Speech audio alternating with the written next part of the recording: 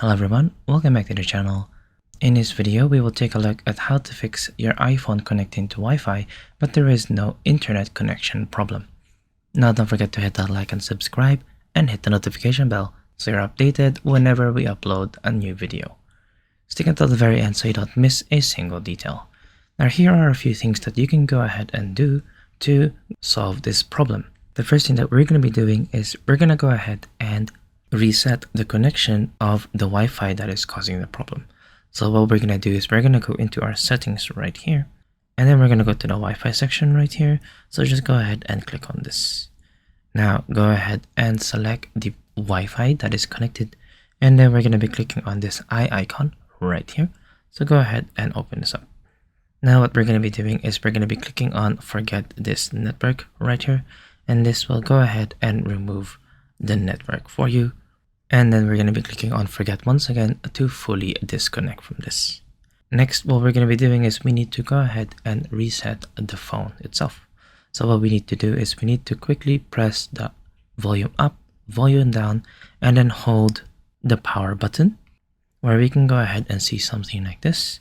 And then just go ahead and slide all the way to the very right until your phone turns off. And then once that has complete, just go ahead and turn back on your phone. Try to reconnect once again to the Wi-Fi that has been removed. Now, if that doesn't work, another thing that we can go ahead and do is to make sure that our time is set to automatic. When the time itself is not set to automatic, this may cause some issues with the internet connection.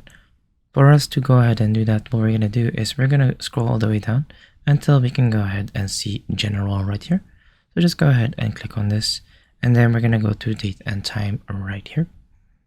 And then let's go ahead and make sure that this set automatically right here is toggled on. So if it is not toggled on, let's make sure to turn it on right here. We should be able to see a green icon. And finally, go ahead and restart your phone once again. And hopefully that this internet connection has been solved.